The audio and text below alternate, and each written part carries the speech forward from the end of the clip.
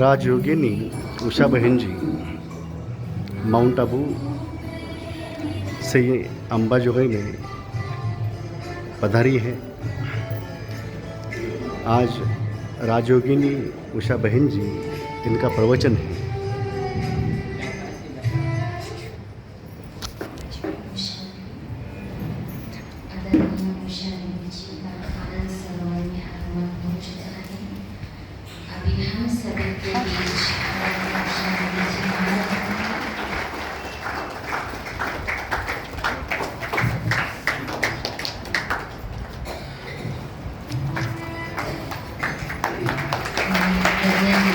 निवेदन करती हूँ कि आप मंच पर आकर अपना स्थान ग्रहण करें। बहुत समय के बाद आदरणीय दीदी जी का अंबाजोगाई अम्बा माँ की नगरी में आगमन हुआ है। हम सभी भली भांति आदरणीय दीदी जी को जानते हैं। उनकी दीदी का पहली बार नहीं बल्कि इस बार चौथी बार दीदी का आना हुआ है। तो लेकिन आनंद सरोवर में फर्स्ट टाइम दीदी जी आए हैं, तो हमारे बीच आदरणीय दीदी जी उपस्थित हैं। हम सभी अंबाजोगाई ब्राह्मण परिवार की ओर से दीदी जी को बहुत ओम शांति।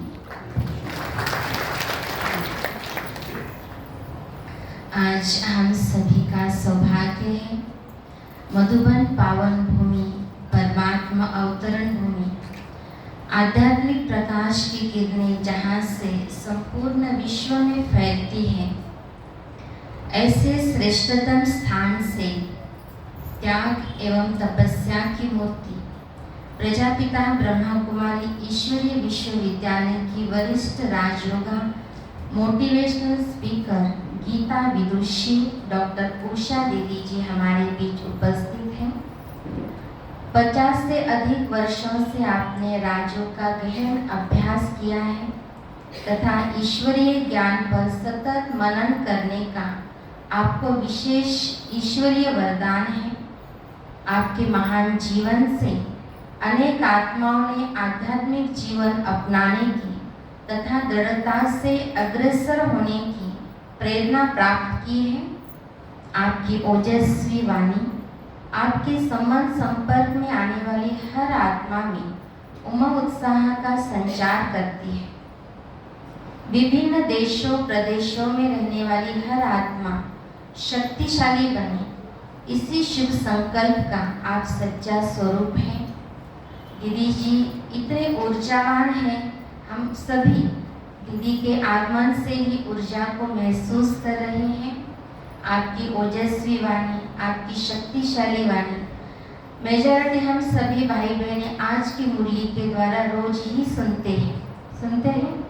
कौन कौन से, भले हम सेंटर पर आते हैं फिर भी सारे दिन में कोई 2 बार 3 बार 4 बार मुरली सुनते रहते हैं। तो बहुत से भाई बहनें कहते हैं कि हम उषा दीदी की मुरली सुनते हैं। सभी दीदी को बहुत चाहते हैं, दीदी की वाणी को चाहते हैं। और आज हमारा सौभाग्य है, हम सम्मुख दीदी के बैठे हैं और आज सम्मुख हम दीदी को सुनेंगे। ब्राह्मण परिवार सभी उपस्थित हैं। संगम युग की घड़ियां चल रही है, संगम युग समाप्ति की ओर है। ऐसी वर्तमान परिस्थितियों में हम ब्राह्मण जीवन में पुरुषार्थ कर कैसे आगे बढ़े, कैसे उड़ती कला को हम धारण करें। सभी आज हम वैसे भी भावभीनी श्रद्धांजलि का कार्यक्रम दादी जी के लिए हमने आयोजित किया है।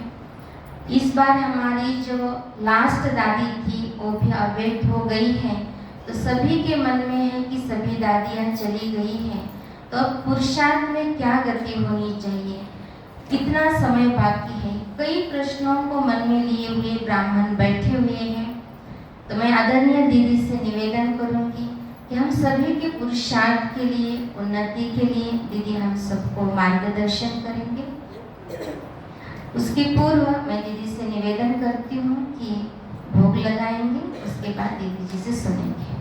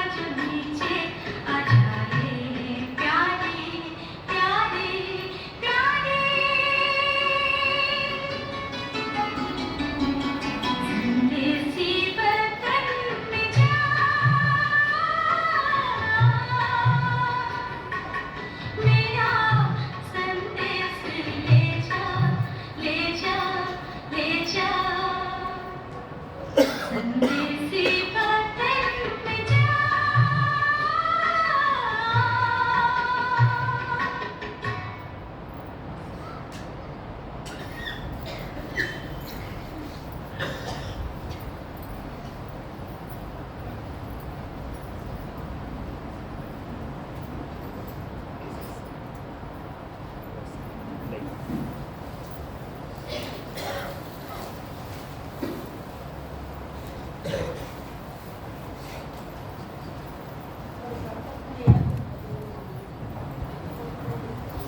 से निवेदन है कि क्लास शुरू होने के पहले ही अभी सेट हो जाए ताकि बाद में डिस्टर्ब नहीं होगा। थोड़ा सा और आगे आगे और भी भाई बहनें आगे जा रही हैं।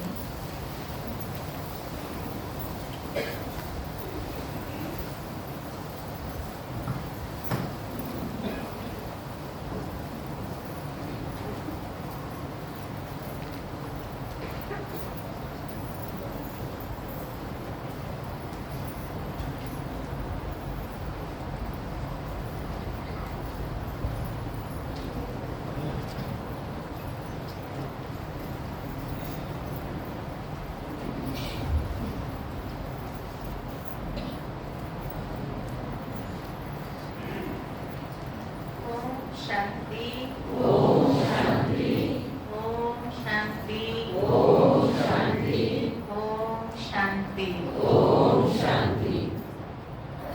बाबा के बेहद मधुबन दर से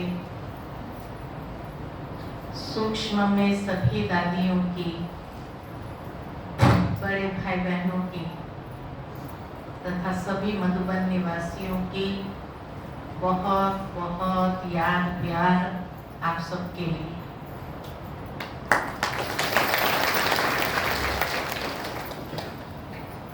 कितना न सुंदर दिन है आज कि हमारी परम श्रद्धेय, परम आदरणीय अंतिम दादी जी का आज भोग और श्रद्धांजलि कार्यक्रम में आप सबके बीच उपस्थित होने का ये सुंदर अवसर मिला है। हमारी सभी दादियाँ, जिसको मैं ये कहती हूँ कि ब्रह्मा बाबा के पूजाएं, ब्रह्मा बाबा की साथी आदि यज्ञ स्थापना के समय जिन्होंने अपना सब कुछ भगवान पर न्योछावर करके बाबा के संग बेहद यज्ञ की स्थापना में निमित्त बने और